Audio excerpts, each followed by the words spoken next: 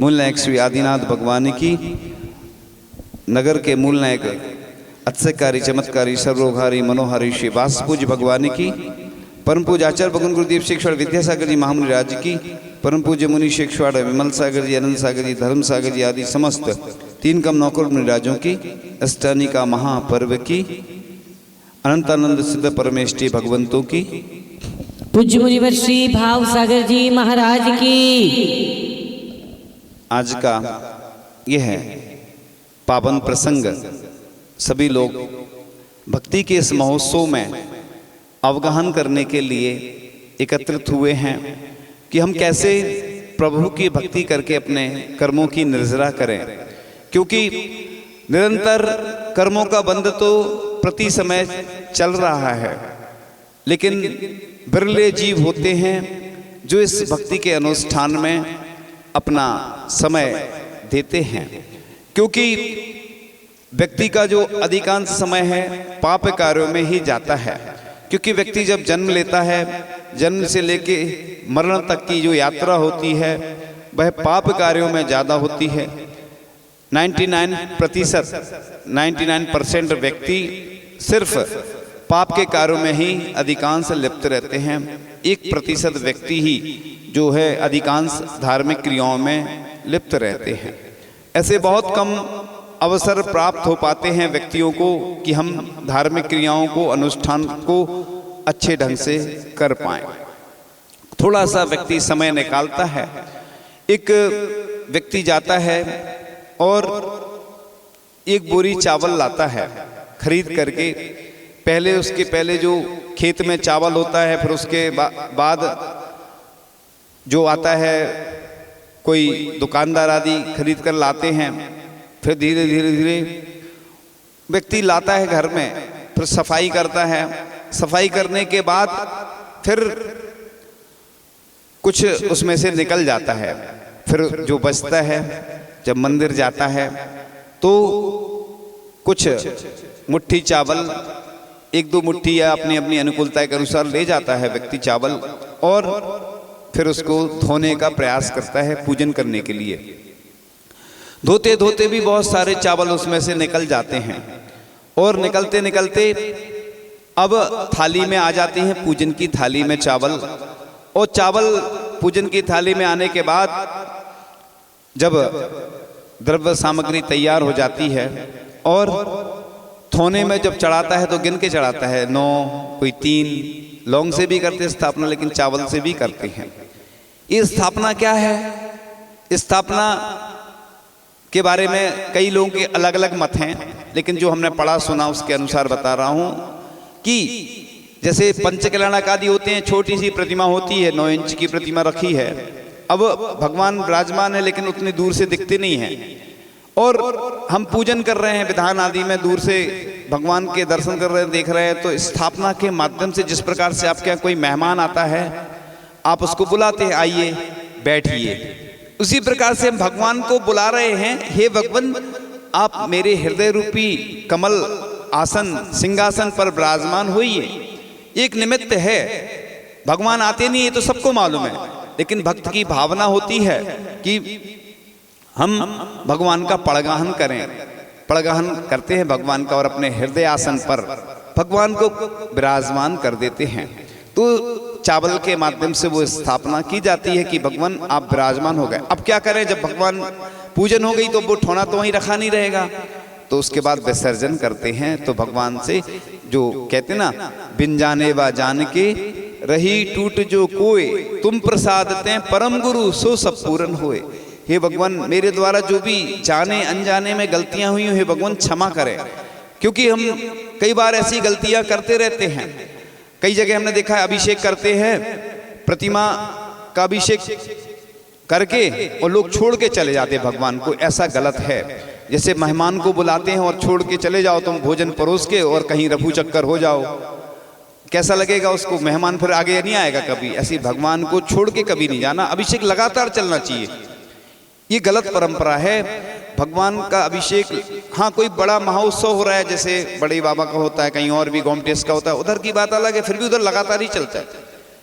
अब कोई मुनिराज को बुलाने जाना है शांति धारा आदि के लिए, वो अलग बात है, लेकिन ये गलत परंपरा है कि भगवान का अच्छे से पूरी प्रक्रिया के माध्यम से, जैसे मुनि महाराज को आहार करवाते हैं तो पहले पड़गान आदि करके रुकते नहीं है, लगातार महाराज का आहार चलता है। अगर 10 मिनट से ज़्यादा रुक गए तो महाराज जी बैठ जाएंगे, ऐसा, क्योंकि मुनि महाराज आहार लेने तो गए हैं लेकिन इतनी भी दीनता नहीं कि लोग दे नहीं रहे और अपन खड़े हैं। तो ऐसे ही भगवान की एक विधि होती है। इसी प्रकार से स्थापना और फिर उसका विसर्जन। कई लोग बोलते हैं कि इसका जल लेना कि नहीं लेना, देखो उसमें कोई मिथ्यात्व आदि का दोष तो लगता नहीं है, वैसे वो गंदोदक तो नहीं है, लेकिन हमारी भावना है तो कोई दिक्कत नहीं है। अब इस बारे में कोई कुछ कहेगा, कोई कुछ कहेगा, हम वो वाली बात हम कर ही नहीं रहे हैं, हम तो सिर्फ बता रहे हैं कि ऐसा करते हैं लोग। अब करना या नहीं करना वो आपके हाथ में। तो हम भगवान को अपने हृदयासन में विराजमान करते हैं। भगवान भक्ति के माध्यम से ही पुण्य का जो अपना उत्पादन होता है, पुण्य अपने खाते में आता है, तो इसी भक्ति के माध्यम से आया। जितने भी आचार्य हुए हैं, आचार्य महाराज जितने भी हुए, चाहे मानुतुंग आचार्य हुए हों, चाहे आचार्य शमंतभद्र स्वामी हुए हों, उन्होंने सब ने भगवान की भक्ति की। पूज्यपाद स्वामी ने भी भगवान की भक्ति की, धनंजय कवि ने भी भक्ति की। यानी भक्ति से ही अक्षय चमत्कार होते हैं। भक्ति के माध्यम से ऐसी कोई वस्तु नहीं है जो प्राप्त नहीं हो सकती हो। चाहे मैना सुंदरी हुई हो, उसने भी भक्ति की भगवान की, उसके माध्यम से कुष्ठ रोग दूर हुआ। तो जिन जिन ने भी भक्ति जब जब की उनको घाटा नहीं हुआ। कई लोग ऐसे भी हैं जो कभी मंदिर ही नहीं जाते हैं और चाहते हैं कि हमारे सब अच्छा हो, तो ऐसे अच्छा नहीं होने वाला है। मुनिराज आदि भी देखो उपवास आदि करते हैं। अष्टानिका पर्व में श्रावक भी बहुत सारे ऐसे होंगे पूरे भारत में कि कई लोग उपवास कर रहे होंगे, कोई एक उपवास और भी अधिक अधिक उपवास कर रहे होंगे, क्योंकि ये कर्म निर्जरा का साधन है। और हमारी तो ये भावना है जो उपवास नहीं कर पा रहे हैं तो उनकी अनुमोदना करो, वैयावृत्ति करो, क्योंकि ये भी आपका एक तप है और इससे उसको भी फायदा मिलता है। क्योंकि वैसे जब तक आहार आदि नहीं कर रहा है तो पूरा फायदा नहीं मिलता शरीर को, लेकिन बाहरी जो उसको तकलीफ आदि होती है, उपवास उसको अच्छा भी लगता है। जिस प्रकार से कोई बीमार होता है, अपन देखने चले जाते हैं तो अच्छा होता है, उसको अच्छा लगता है मन में, हाँ ये हमारे साथ हैं। लोग लौकिक और कार्य होते हैं तो कितने सारे लोग आ जाते हैं, क्योंकि उधर एक दूसरे से मिल लेते हैं, अच्छा भी लगता है। लेकिन धार्मिक कार्यों में लोग दूर रहते हैं। चाहे घर का व्यक्ति भी हो, उपवास कर रहा है तो उसका अपन को ध्यान रखना चाहिए। कई लोग कहते हैं कि हम बिजनेस करते रहते हैं, अपने हमारे भाई है या हमारी जो देवरानी है, जेठानी है, या जो कोई भी घर के सदस्य हैं, वो धार्मिक क्रियाएं ज़्यादा करते हैं, हम उतना नहीं कर पाते, हम बिजनेस करें। तो ये भी उनका सपोर्ट है। इसलिए अपन को ऐसा नहीं सोचना चाहिए कि नहीं वो धर्म ही धर्म करते रहते और हम इधर दुकानदारी, बिजनेस, सर्विस आदि आदि और जो भी हमारे उद्योग हैं उसमें हम समय ज़्यादा दे पाते हैं। ये तो अपने पुण्य बढ़ाने के साधन हैं। डायरेक्ट अगर हम करते हैं तो उसमें ज़्यादा पुण्य का अर्जन होता है, और इनडायरेक्ट करते हैं तो भी उतना पुण्य का अर्जन नहीं होता है। जिस प्रकार से आचार्य भगवान कहते हैं, कोई एक उपवास करता है और हम आशीर्वाद देते हैं 6 लोगों को, 6 व्यक्तियों को, तो हमारा तो फ्री में उपवास हो जाता है। ऐसी आचार्य भगवान ने दीक्षा दी जितने शिष्यों को, उनके जितने शिष्य हैं पूरे भारत में, वो जो भी कार्य अच्छे काम करेंगे तो आचार्य जी के हिस्से में उनका पुण्य भी जाता है, उनको कमीशन मिलता है। आचार्य भगवान को क्यों मिलता है? क्योंकि उन्होंने दीक्षा दी है और उनका पुण्य बढ़ता चला जाता है। इसलिए तो आज सर्वश्रेष्ठ पुण्य के धनी हैं आचार्य महाराज, जिनके पास दुनिया का सर्वश्रेष्ठ पुण्य उन्हीं के खाते में है। इसलिए तो दुनिया लालायत रहती है कि हमारे नगर में आ जाए, हमारे चौके में आ जाए, हमें बस दर्शन दे दें, हमें आशीर्वाद प्रदान कर दें। लोग तरसते हैं कि हमें बस एक नज़र देखने को मिल जाए, ऐसे लोग लालायत रहते हैं। तो इसमें कल हमने थोड़ा सा बताया था कि अष्टानिका का महत्व आया था कि मनुष्य अपनी शक्ति की लघुता को ध्यान में रखकर यहीं जिन मंदिर इत्यादि में, नंदीश्वर द्वीप तथा उसमें स्थित जिन मंदिर एवं जिन बिंब इत्यादि की कल्पना कर श्रद्धा भक्ति पूर्वक भगवान की अष्टानिका पर्व के दिनों में पूजा करते हैं। क्योंकि देवगण इन्हीं दिनों में नंदीश्वर आदि जाते हैं, क्योंकि इस पर्व में विशेष रूप से व्रत नियम संयम का पालन करना चाहिए अपनी शक्ति के अनुसार। और जो हम बता रहे थे कि पद्म पुराण में उल्लेख आता है, कल बताया था, कि ध्वजाओं से अलंकृत किया जाता है, जिनालय का श्रृंगार किया जाता है। आज लोग भूलते जा रहे हैं, अपना श्रृंगार तो बहुत कर रहे हैं लोग लेकिन जिनालय का श्रृंगार किस प्रकार से होना चाहिए। उत्तम द्वार बनाए जाते हैं, जो आज प्रचलन में है ना, द्वार अलग से लगाए जाते हैं। इसी प्रकार से मोतियों की माला लटकती हैं, ये पद्म पुराण के अनुसार बताऊं। जिन प्रतिमाओं का अभिषेक होता है, ये तो सब जगह होता है। हजारों कलश दिखाई देते हैं। उस समय किए गए कार्यों की शोभा देखते ही बनती थी। कोई मंडल बनाने के लिए बड़े आदर से 5 रंग के चूर्ण रत्नमय पीस करके, और कोई जिन मंदिर द्वार का श्रृंगार करके, कोई उत्तम सामग्री प्रदान करके, जो आज पूजन की सामग्री होती है, कोई तो सामान्य सामग्री से ही पूजन करते हैं, कोई लोग रत्न आदि से भी पूजन करते हैं, कोई रजत और स्वर्ण की सामग्री से पूजन करते हैं। आचार्य श्री की दीक्षा हो गई, उनकी माँ के पास सोना था और उनने सोचा कि सोने का क्या उपयोग होना है, जब बच्चा अपना चला गया है, दीक्षा ले ली तो क्या करें। उन्होंने उन सोने के जो आभूषण थे उसके पुष्प बनवाए और पूजन की। कितने वर्षों की बात है ये, आज तो बहुत प्रचलन में हो गया है। एक सुना था एक व्यक्ति का कि एक व्यक्ति कहीं मेरठ आदि में, उत्तर प्रदेश में या कहीं सुना था कि वो व्यक्ति प्रतिदिन अभिषेक आदि करता है, स्वधर्मिंद बन के अभिषेक करता है, यानी स्वर्ण के आभूषण है उसके पास, पूरे मुकुट भी सोने का, बाजूबंद जो भी पुरुष के योग्य आभूषण होते हैं वो पहन करके प्रतिदिन। तो ऐसा कोई नियम नहीं है कि पंचकल्याणक में ही स्वधर्मिंद बने, विधान में ही स्वधर्मिंद बने। प्रतिदिन हम स्वधर्मिंद बन के राजा श्यांस और सोम बन करके आहार दान करें। भावना वही करो तो पुण्य वही अर्जन होता है। लोग कहते हैं कि हमारे पास राशि नहीं है, दान देने की क्षमता नहीं है। आप भगवान से रोज प्रार्थना करके देखो, आपके पास भी वह क्षमता जरूर आएगी। ऐसी भावना भाने में क्या जा रहा है अपना। जैन दर्शन भाव प्रधान भी है और द्रव्य प्रधान। तो द्रव्य इसलिए अर्पण की जाती है कि श्रावक परिग्रह रखता है, अगर दान नहीं देगा ना तो उसका बीमारियों में, कोई ना कोई अन्य कार्यों में उसका धन तो वो जाएगा, और जो दान करेगा उसका बढ़ता जाएगा। इसलिए दान करने की परंपरा इसलिए लिखी है कि जो दान करता है उसका धन अपने आप बढ़ता जाता है और पुण्य में परिवर्तित हो जाता है। इसलिए व्यक्ति दान करता जाता है। इसलिए श्रावक को द्रव्य चढ़ाने के लिए कहा है, मुनिराज को नहीं लिखा। मुनिराज भाव पूजा करते हैं, हम लोग जो स्तुति पढ़ते हैं वो भाव से करते हैं।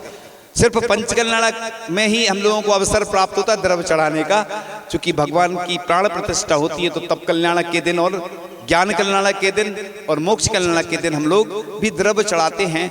चूंकि प्रक्रिया होती है वो एक भगवान की प्राण प्रतिष्ठा की, वो करना पड़ती है हम लोगों को। साथ में श्रावक भी रहते हैं, क्योंकि श्रावक सम्मिलित नहीं कर सकते हैं। जब मंत्रों के आरोपण होते हैं तो उस समय श्रावकों को दूर कर दिया जाता है, क्योंकि वो बहुत पावरफुल मंत्र होते हैं। जैसे विधिनायक होते हैं, उसके ऊपर पहले विधिनायक के ऊपर पूरी पंचकल्याण की जितनी क्रियाएं होती है, आहारचर्या आदि की, वो उसी विधिनायक के ऊपर होती हैं। उसके बाद फिर सामान्य प्रतिमाओं की प्रतिष्ठा होती है। पहले शुरुआत विधिनायक से होती है। जैसे मंदिर के मूल नायक होते हैं, ऐसी पंचकल्याणक के मूल नायक विधिनायक होते हैं। फिर उसके बाद वो विराजमान कर दिए जाते हैं और उनकी पूजन अर्चना जैसे प्रतिमाओं की होती है वैसी होती है। तो वो प्रतिमा के ऊपर पूरी ऊर्जा आती है। साधु संत जो साधना करते हैं, उनकी साधना की ऊर्जा उन प्रतिमाओं में पंचकल्याणक के माध्यम से, प्राण प्रतिष्ठा के माध्यम से आ जाती है। इसलिए तो उसका महत्व होता है। आप लोग पात्र तो सभी बनेंगे, कोई छोटा बनेगा, कोई बड़ा बनेगा, लेकिन सबका महत्व अपना अपना होता है। जिस प्रकार से आचार्य श्री कहते हैं मंदिर बनता है, उसमें चीप लगाई जाती है, छोटी सी पत्थर, जो बड़े पत्थर हिलते हैं उनमें, तो वो चीप नहीं है, चीफ है। इसलिए कोई भी पात्र ना छोटा होता ना बड़ा होता है। और हम तो ये कहते हैं कि हमारे पास बहुत सारे लोग आते हैं, हमें पात्र बनना है, लेकिन जब स्थानीय समाज के लोग रहते हैं तो वो मना कर देते हैं। वो ना कह रहे हैं, वो ना कह रहे हैं मतलब मना कर रहे हैं। लोग बोलते हैं ना कह रहे हैं, इधर एक दो शब्द एक वाह और ना कह रहे हैं, दो शब्द बहुत अच्छे लगते हैं, सुनने में भी अच्छे लगते हैं। तो वो मना कर देते कि नहीं, जब हमारे स्थानीय लोगों की कमी हो जाए तब बात अलग है। ये तो सौभाग्य समझना चाहिए अपने आप को। देखो, लोग पाप के कार्यों में तो सौभाग्य समझते हैं कि हमने देखो इतना खर्च किया, इतना दहेज दिया, हमने अच्छी दुकान खरीदी, मकान खरीदा, लेकिन हम तो उसी व्यक्ति को सौभाग्यशाली मानते हैं कि जो भगवान के कार्यों में आगे आता है वो महत्वपूर्ण होता है। क्योंकि ऐसे पाप के कार्यों में तो दुनिया पूरी लगी है। देखो, पुण्य के कार्यों में जो लगता है वो महत्वपूर्ण होता है। देखो, एक संत है, एक माँ छोड़ते हैं संत तो 108 माँ तैयार रहती हैं। है ना। 108 माह से ज़्यादा भी हो जाती है, ये तो हम अपने शब्दों में बोल रहे हैं। और 1008 घर तैयार रहते हैं, मुनिराज हमारे घर में आ जाएं। कई ऐसे लोग रहते हैं जहाँ चतुर्मास होते हैं, बाद में पछताते हैं कि बताओ मुनिराज के चरण ही नहीं पड़ पाए हमारे घर में, क्योंकि ऐसा लिखा है कि जिस घर में साधु के चरण नहीं पड़ते उस घर को शमशान कहा गया। लेकिन करें क्या, दिन तो बहुत रहते हैं, लेकिन लोग धीरे धीरे जागते हैं, जब तक जागते हैं जब तक साधु संत विहार ही कर जाते हैं। तो बड़े पुण्यशाली और सौभाग्यशाली होते हैं जिनको ऐसे अवसर प्राप्त होते हैं। इसलिए अपन ऐसे ही, जैसे उधर पद्म पुराण में उल्लेख आया है कि व्रत करने वाला कृत्रिम स्वर्ण चांदी तथा रत्नों से महापूजा करता है और वाद्य यंत्रों से शब्द होता था। पहले की बात चल रही है, ये पुराण में लिखा है ना, उसका उल्लेख चल रहा है इसलिए। और जिन्हें भगवान का रथ निकलवाया जाता था, इन दिनों समस्त पृथ्वी पर राजा की ओर से जीवों के मारने का निषेध रहता था। देखो पहले क्या स्थिति थी और आज क्या स्थिति आप देख सकते हैं। तो इस प्रकार से 3 लोक में सबसे बड़ा पर्व अष्टानी का पर्व है। यह पर्व ऋतुओं का संधि काल है, विशेष कर्म निर्जरा का साधन है। पूर्व तीर्थंकरों ने पूर्व में इस पर्व की आराधना करके अद्भुत पुण्य का संचय किया, जो उनके निर्माण में निमित्त कारण बना। तो मन वचन काया की शुद्धि पूर्वक की गई व्रतों की आराधना 3 भवों में संसार से पार लगा देती है। ये तो अवसर आते हैं और जो इन अवसरों को छोड़ देता है बड़ा दुर्भाग्यशाली व्यक्ति होता है। हम देखते हैं कि लोग सोचते होंगे कि पहले तो ऐसी स्थितियां थी कि पहले ऐसे अवसर प्राप्त होते नहीं थे और आज बहुत ज़्यादा अवसर प्राप्त होने लगे, इसलिए लोग दूर भागने लगे हैं। लेकिन हम ये सोचते हैं कि अपना अगर भाग्य बदलना है तो भाग्य को बदलो, भागो नहीं, क्योंकि भाग्य यहीं से बदलता है। आप कोई भी ज्योतिषी आदि के पास जाओगे, वो आपको बताएगा कि ये अनुष्ठान करो तो आपका ये दोष दूर हो जाएगा। और हम कहते हैं ये दुनिया में इससे बड़ा कोई अनुष्ठान नहीं होता है, ये सबसे बड़ा अनुष्ठान है। और इसमें जो भाग लेता है उसकी सब रेखाएं बदल जाती हैं। ऐसा कहते हैं कि हर 6 महीने में रेखाएं बदलती हैं, कुंडली भी बदल जाती है।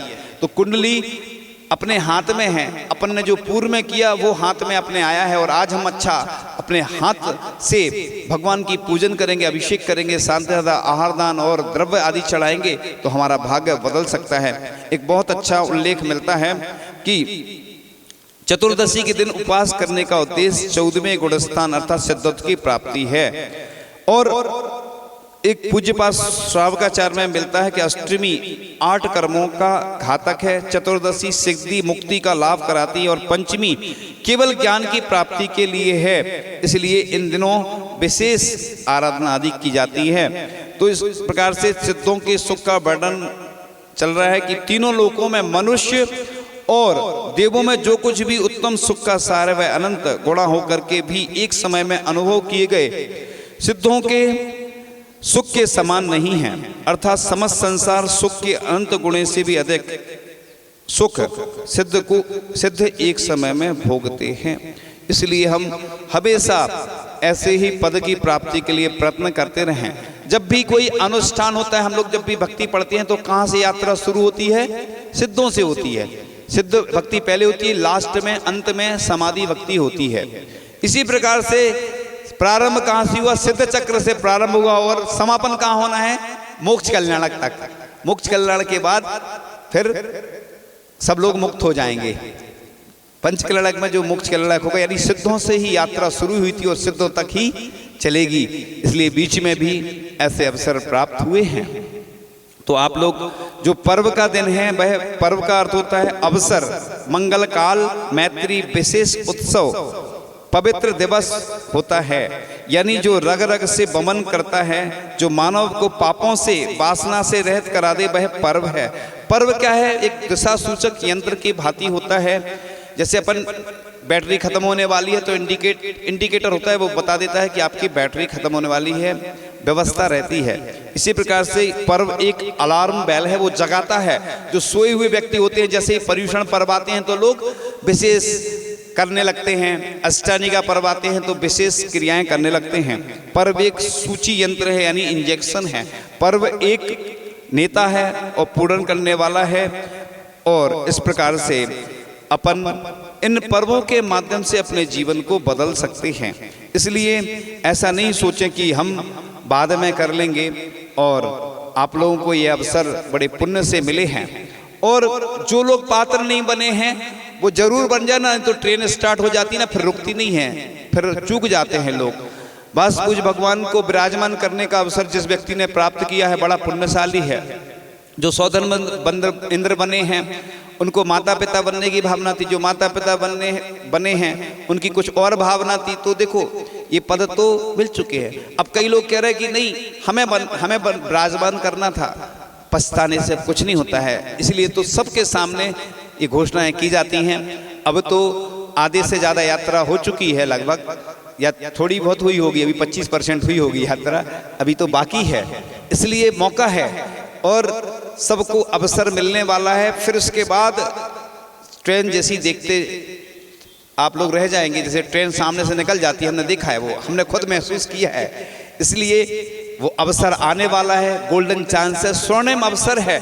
और अवसर जब आते हैं और निकल जाते हैं फिर लोग पछताते हैं। इसलिए सोचना बंद कर दो, अच्छे कार्य में तो बस बिना सोचे समझे कर ही दो, बिल्कुल कर ही डालो। अब सोचने का समय निकल चुका है, बस अवसर आने वाला है, प्राप्त होने वाला है, और वो चला गया तो फिर दोबारा नहीं आने वाला। कब आएगा कोई भरोसा नहीं। इसलिए आप लोग इन अवसरों का लाभ उठाएं। जो भी भक्ति अनुष्ठान आप कर रहे हैं अच्छे ढंग से करें, और आगे भी जो महामहोत्सव होने वाला है उसमें अच्छे से लाभ लें और तन मन धन से जुड़ करके उस अनुष्ठान को पूरा करें। ये आपका ही अनुष्ठान है, किसी व्यक्ति विशेष का नहीं है। और भगवान का अनुष्ठान जो होता है उसमें सभी लोग मिलकर अगर जुड़ जाते हैं तो एक महामहोत्सव का रूप हो जाता है, और पूरी दुनिया देखती है कि कौन इसमें महापात्र बना। इन पात्रों को देखने के लिए सभी लालायत रहते हैं कि कौन सा पात्र कहाँ कब बनता है। इन्हीं भावनाओं के साथ परम पूजाचार्य भगवान गुरुदेव श्री ईश्वर विद्यासागर जी महामुनिराज की जय। परम पूज्य मुनिवर श्री भाव सागर जी महाराज की। एक सूचना दे रहा हूँ सभी को पंच कल्याणक महामहोत्सव में जिन्होंने 15,000 रुपया